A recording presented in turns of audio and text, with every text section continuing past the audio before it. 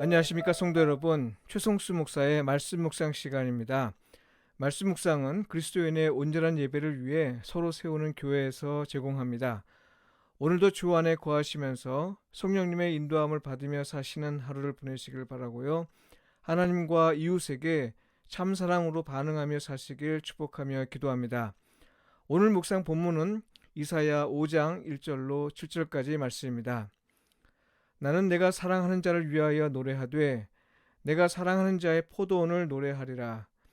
내가 사랑하는 자에게 포도원이 있으며 심히 기름진 사내로다. 땅을 파서 돌을 제하고 극상품 포도나무를 심었도다. 그 중에 망대를 세웠고 또 그 안에 술틀을 팠도다. 좋은 포도 맺기를 바랐더니 들포도를 맺었도다. 예루살렘 주민과 유다 사람들아 구하노니 이제 나와 내 포도원 사이에서 사리를 판단하라. 내가 내 포도원을 위하여 행한 것 외에 무엇을 더할 것이 있으랴. 내가 좋은 포도 맺기를 기다렸거늘 들포도를 맺음은 어찌 됨인고. 이제 내가 내 포도원에 어떻게 행할지를 너희에게 이르리라. 내가 그 울타리를 걷어 먹힘을 당하게 하며 그 담을 헐어 짓밟히게 할 것이요.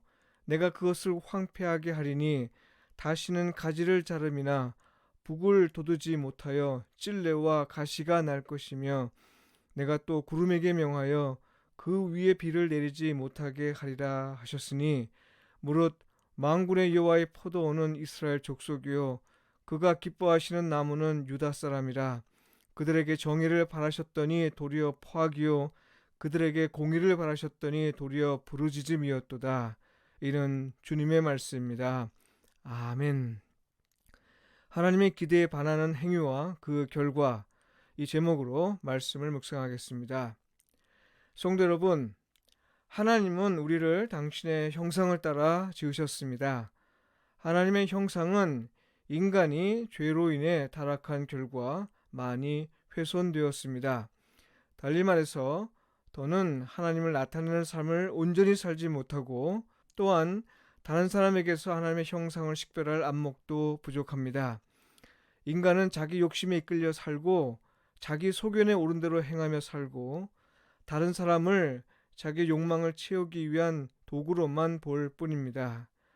여러분, 그 결과는 어떠한가요? 욕심은 죄를 낳고 죄는 점점 장성하여 사망에 이르게 만들 뿐이죠. 오늘 본문에 등장하는 예언자는 본문에서 이걸 이스라엘에 적용하여 말합니다. 하나님은 최상품의 포도나무를 심고 좋은 포도를 기대하셨으나 이스라엘은 들포도를 맺었다는 겁니다. 그 결과는 무엇인가요? 네, 포도원 주인이 포도원을 황폐하게 할 것이라 합니다. 다시는 그 포도원을 경작하지 못하게 할 것이라 합니다. 무슨 말이에요? 하나님의 백성에게 정의를 바라셨더니 도리어 포악이요 그들에게 공의를 바라셨더니 도리어 고통을 겪는 사람들의 부르짖음만 가득하다는 겁니다. 이렇게 말하니 조금은 추상적으로 들리지요. 네, 포도원 비유이기 때문입니다. 오늘 본문의 말씀으로 읽지는 않았습니다만 8절로부터 30절까지의 말씀을 보면요.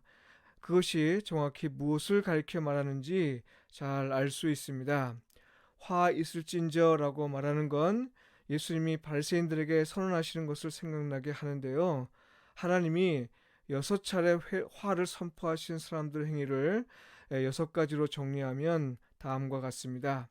첫째, 가뭄이 들고 기근이 심해지는 틈을 타서 부유한 자들은 땅을 사들입니다.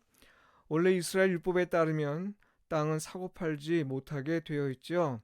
그러나 가난한 자들은 생계를 위해 어쩔 수 없이 팔 수밖에 없는데요.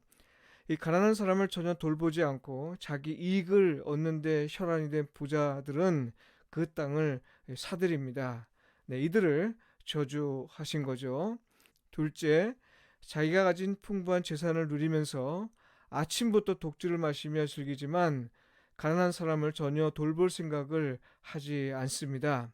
셋째, 남의 눈을 속이고 거짓말을 하여 이익을 취합니다. 넷째, 권력에 의지하여 불공평한 재판을 거침없이 합니다.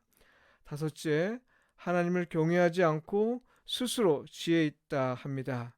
그리고 여섯째, 불의를 행하는 일에 용감하고 남의 마음을 사기 위해 뇌물을 사용합니다. 그러니까요, 하나님이 기대하신 삶을 살지 못했다는 거는요, 부유한 자와 권력 있는 자의 횡포, 그리고 그들이 가난하고 연약한 자를 돌보지 않았다는 사실을 지적하는 겁니다. 무슨 말이에요? 우리에게 일어나는 상황을 이용하여 돈을 벌고 권력을 누리려고만 했을 뿐, 그런 상황에서 어려움을 겪는 사람들을 돌볼 생각을 전혀 하지 않았다는 말이죠. 이웃을 도우며 살지 않았다는 거고요. 자기가 누릴 이익을 위해서만 살았다는 겁니다. 성도 여러분, 오늘 우리의 상황이 보이지 않습니까? 경제가 어려우면 집값과 땅값이 떨어집니다. 가난한 자들은 생계를 위해 집과 땅을 팔고 전세나 월세로 갑니다. 부자들은 이때를 노려 집이나 땅을 사들입니다. 때가 좋아지면 이걸 높은 가격에 팔아 이득을 취합니다. 자본주의 사회에서 지극히 당연하게 여겨지는 일들이죠. 그러나 성경의 관점은 다릅니다. 하나님은 그런 행위를 공의롭다 혹은 정의롭다 보지 않으셨습니다. 비록 땅을 사고 파는 일이 자유롭게 이루어질 수는 있으나 그것이 가난한 자를 외면하고 또 사회적 약자를 배려하지 않는 일이라면요, 무엇보다 자기의 이득만을 추구하는 그런 일이라면 하나님은 그걸 복이라 말하지 않으십니다. 오히려 화를 선언하십니다. 근데 여러분, 현실에서는 말씀하신 대로 나타나지 않는 건 사실입니다. 그들이 복이 있다 여겨지고요, 힘없고 가난한 자는 복이 없다고 여겨집니다. 그러나 여러분, 우리는 마지막 날을 생각해야 합니다. 하나님이 오시는 날, 하나님 나라가 임하는 날, 그들은 하나님의 심판으로 통곡할 것입니다. 그들은 자기가 가진 것들을 즐기지 못할 겁니다. 비록 지금은 그렇지 않아 보이고 심지어 하나님이 마치 안 계신 것처럼 보여도요, 하나님은 반드시 심판하실 겁니다. 그리고 당신의 백성들을 위한 잔치를 친히 베푸실 겁니다. 성도 여러분, 우리 그리스도인은요, 종말에 대한 신앙이 없으면 아무것도 아닙니다. 무력해지고 한없이 초라해집니다. 그러나 종말에 대한 신앙이 있으면 강해집니다. 누구도 넘볼 수 없는 강인한 삶을 살 수 있습니다. 그러니 비록 힘든 삶에도 하나님은 우리가 당신의 기대에 부합하는 삶을 살기를 기대하십니다. 비록 그건 부담으로 느낄 수 있지만요, 마지막 날을 생각하면 산고의 고통일 뿐입니다.